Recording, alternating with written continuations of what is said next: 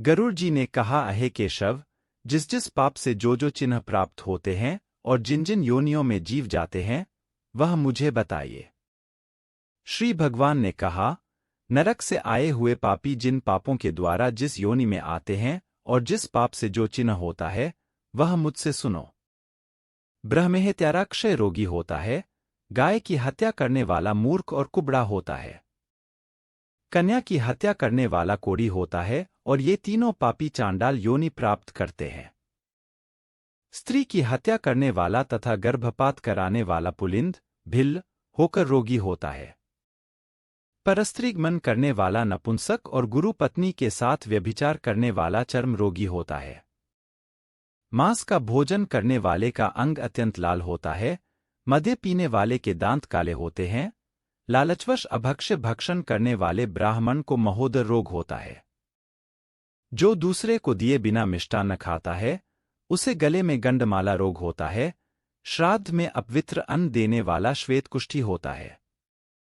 गर्व से गुरु का अपमान करने वाला मनुष्य मृगी का रोगी होता है। वेदशास्त्र की निंदा करने वाला निश्चित ही पांडुरोगी होता है। झूठी गवाही देने वाला गूंगा, पंक्तिभेद करने वाला काना, विवाह में विघ्न करने वाला व्यक्ति ओष्ठ रहित और पुस्तक चुराने वाला जन्मांध होता है। गाय और ब्राह्मण को पैर से मारने वाला लूला लंगड़ा होता है। झूठ बोलने वाला हकलाकर बोलता है तथा झूठी बात सुनने वाला बहरा होता है। विष देने वाला मूर्ख और उन्मत्त, पागल तथा आग लगाने वाला खलवाट, गंजा होता है। पल, मांस बेचने वाला अभागा और दूसरे का मांस खाने वाला रोगी होता है। रत्नों का अपहरण करने वाला हीन जाति में उत्पन्न होता है। सोना चुराने वाला नखरोगी और अन्य धातुओं को चुराने वाला निर्धन होता है। अन्न चुराने वाला चूहा और धान चुराने वाला शलभ, टिड्डी होता है। जल की चोरी करने वाला चातक और विष का व्यवहार करने वाला वृश्चिक, बिच्छू होता है। शाकपात चुराने वाला मयूर होता है। शुभ गंध वाली वस्तुओं को चुराने वाला छुछुंदरी होता है। मधु चुराने वाला डांस, मांस चुराने वाला गीद और नमक चुराने वाला चींटी होता है। तांबूल, फल तथा पुष्प आदि की चोरी करने वाला वन में बंदर होता है। जूता, घास तथा कपास को चुराने वाला भेड़ योनि में उत्पन्न होता है। जो रौद्र कर्मों, क्रूर कर्मों से आजीविका चलाने वाला है, मार्ग में यात्रियों को लूटता है, और जो आखेट का व्यसन रखने वाला, वह कसाई के घर का बकरा होता है। विष पीकर मरने वाला पर्वत पर काला नाग होता है। जिसका स्वभाव अमर्यादित है, वह निर्जन वन में हाथी होता है। बलिवैश्वदेव न करने वाले तथा सब कुछ खा लेने वाले द्विज, ब्राह्मण, क्षत्रिय, वैश्य और बिना परीक्षण किए भोजन कर लेने वाले व्यक्ति निर्जन वन में व्याघ्र होते हैं। जो ब्राह्मण गायत्री का स्मरण नहीं करता और जो संध्योपासना नहीं करता, जिसका अंत स्वरूप दूषित तथा बाह्य स्वरूप साधु की तरह प्रतीत होता है, वह ब्राह्मण बगुला होता है। जिनको यज्ञ नहीं करना चाहिए, उनके यहाँ यज्ञ कराने वाला ब्राह्मण गांव का सुअर होता है। क्षमता से अधिक यज्ञ कराने वाला गर्दभ तथा बिना आमंत्रण के भोजन करने वाला क्वा होता है। जो सत्पात्र शिष्य को विद्या नहीं प्रदान करता, वह ब्राह्मण बैल होता है।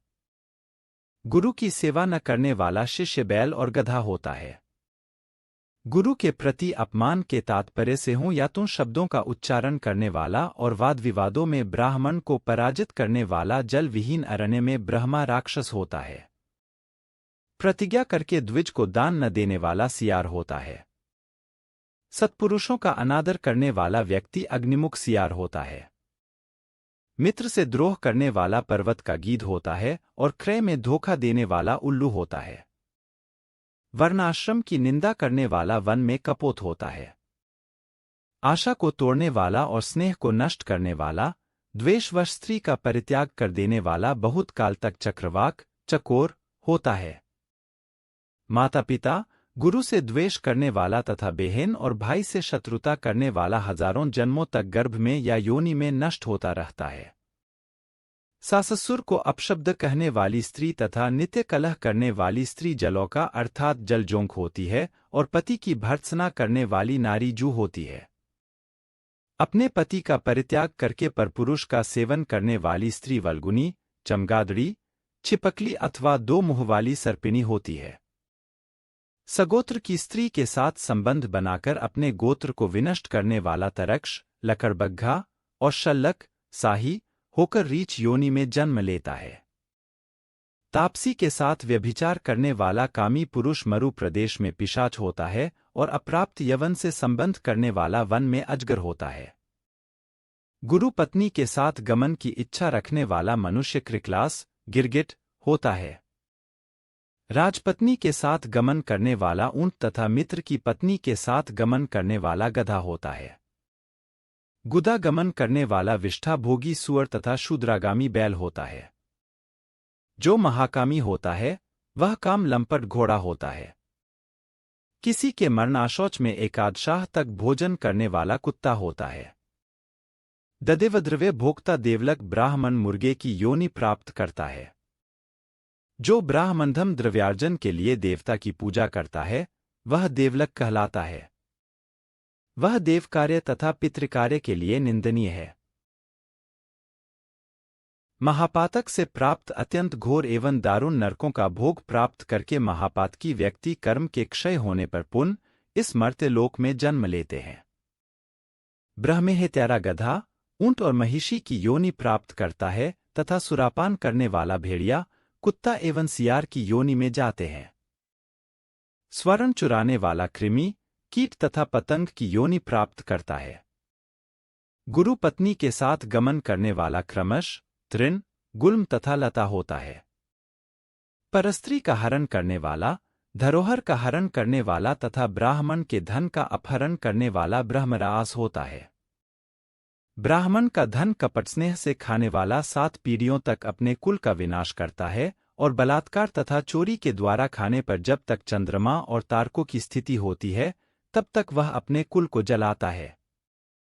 लोहे और पत्थरों के चूर्ण तथा विष को व्यक्ति पचा सकता है, पर तीनों लोकों में सा कौन व्यक्ति है जो ब्रह्मस्व, ब्राह्मण के धन को पचा सकता है।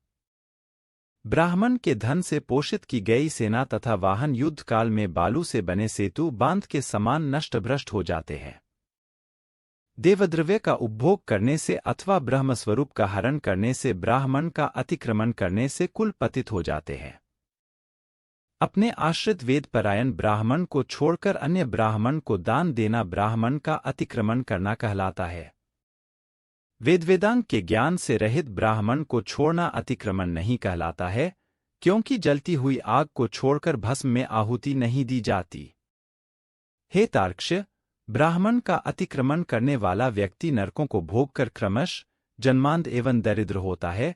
वह कभी दाता नहीं बन सकता अपितु याचक ही रहता है। अपने द्वारा दी हुई अथवा दूसरे द्वारा दी गई पृथ्वी को जो छीन लेता है वह 60,000 वर्षों तक विष्ठा का कीड़ा होता है। जो स्वयं कुछ देकर पुण्य स्वयं ले भी लेता है वह पापी एक कल्प तक नरक में रहता है।